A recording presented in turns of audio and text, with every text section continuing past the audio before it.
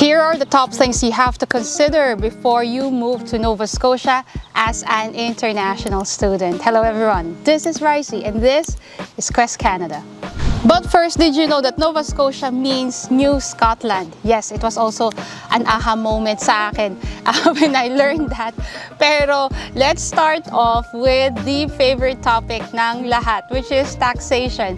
Taxation in Nova Scotia is 15%, which is pretty much the same, or really is the same as in New Brunswick. Kung ikukumpara ko ang capital ng Nova Scotia, which is Halifax, sa capital ng New Brunswick, which is Fredericton, and sa capital ng PEI, which is the Prince Edward Island, which is Charlottetown, ang Halifax, sobrang mas lively siya, mas maraming nangyayari, mas maraming forms of entertainment, mas maraming tao, and as such, mas maraming kumpanya ang nagtatayo ng headquarters nila sa Halifax as compared sa Moncton or even Fredericton and sa Charlottetown. What I really like about Halifax is, isa siyang city. Maraming kumpanya, maraming nangyayari, maraming nature or parks, maraming forms of entertainment, and yet at the same time, hindi siya ganun ka-busy. Hindi siya comparable sa Toronto na city siya pero it's too much of a hustle and bustle. Parang every person is just chasing money and chasing professional growth, which is not the same as Halifax, although you get to live the same kind of a city life in Halifax. Pagdating naman sa trabaho, ang isang industriya na hindi ka magkakamali as an international student na pwede mong kunin as your program is healthcare. Across Canada, ang healthcare talaga is very much in demand. And definitely sa Nova Scotia. As a matter of fact, ang Nova Scotia ay nag-release ng isang new regulation wherein it makes it easier for licensed nurses and healthcare providers sa ibang probinsya within Canada and within ours. Pag nag-apply sila sa Nova Scotia, they will be licensed as well. And another thing is, ang mga internationally educated nurses also have got the option now to apply directly to be licensed in Nova Scotia. This was a new regulation which was recently just released by the Nova Scotia Health Authority. Pero may mga bansa lang na eligible para dito sa new regulation for the internationally educated nurses. And these countries are Australia, India, New Zealand, Nigeria, Philippines, United Kingdom, and the United States. So sa lahat ng nanonood from Nigeria and the Philippines and you are a licensed nurse sa mga bansa na yon, guys, you have to take advantage of this. We do not know when the Nova Scotia Health Authority will terminate this regulation. As of now, this is still active and it will make absolute sense for you to take advantage of this. I will actually release a separate video wherein I will tackle the specifics and details of this new regulation for internationally educated nurses. Meron pang program ang Nova Scotia for international students wherein this is called the CCA or the Continuing Care Assistance Program. I actually did and published a video about this program, and this is a video na to I specifically tackled in details the pros, the cons, the advantages, and the disadvantages. I certainly urge you guys to watch this video after this video so as you understand firmly kung ano ang potential sa inyo ng CCA program. Meron ding specific pathway ang Nova Scotia para sa mga international students who has just graduated. At ang priority nila para sa pathway na to ay ang mga early childhood educators at ang mga healthcare workers. And of course, sa Nova Scotia, merong Atlantic Immigration Program, and sa Atlantic Immigration Program, Nova Scotia has got more than 1,000 companies.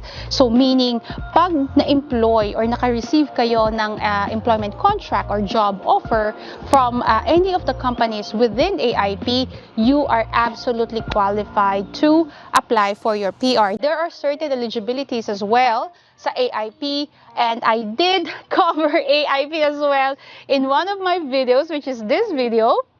Everything and anything you need to know about AIP, I urge you as well to watch that after this video para mas mag-grasp ninyo yung pros, cons, advantages, and disadvantages as well ng AIP. Ang Nova Scotia ay merong tinatawag na jobs in demand. Pretty much the same as New Brunswick.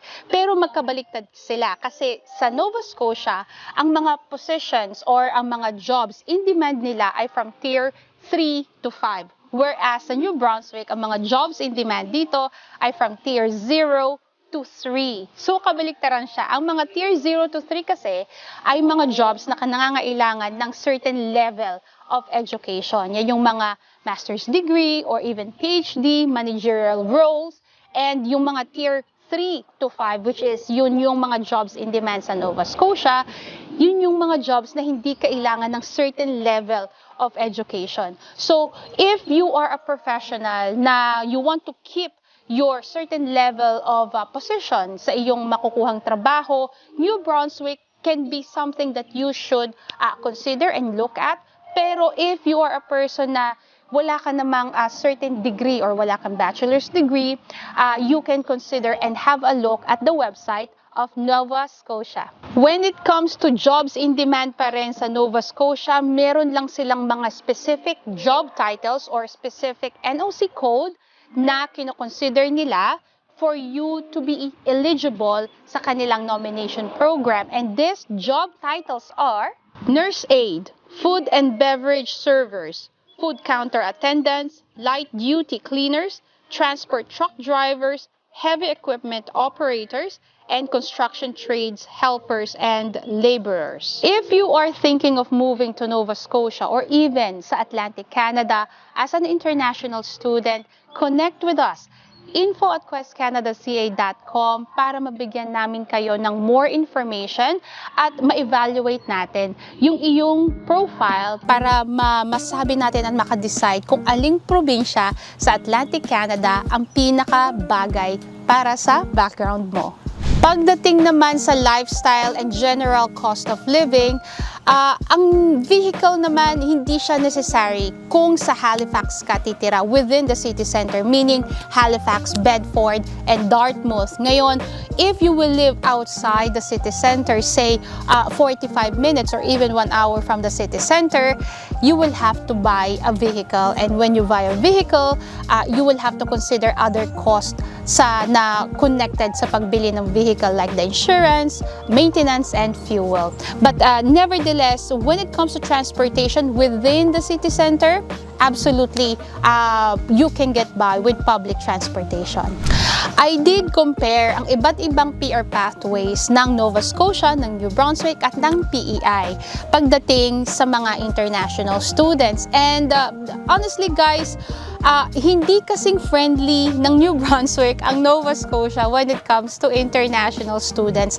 Mas marami silang restrictions. Nevertheless, the good thing about Nova Scotia, especially in the city center, is mas marami talaga silang job opportunities kasi again, marami ang mga international companies na pinipili ang Halifax para magtayo ng kanilang headquarters within Atlantic. So may mga pros, may mga cons, may advantages, disadvantages, ganun talaga eh. Wala namang probinsya na talagang perfecto. Canada is not perfect either. Maraming disadvantages dito, marami ding advantages. So, depende yan sa inyo kung aling factors ang willing kayong i-sacrifice at mabuhay living with those different factors. As long as PR pathways though are concerned, amongst PEI, Nova Scotia, and New Brunswick, as far as my research is concerned, pinaka-friendly talaga ang New Brunswick. I would say PEI is the second one and the third one is Nova Scotia. Now guys, I will actually publish a separate video specifically tackling the pros and the cons and how lenient and friendly these three provinces are. And I certainly urge you to watch out for that video para mas ma-evaluate ninyo kung aling probinsya ang mas mabuti para sa inyo at para sa future ng inyong buong pamilya.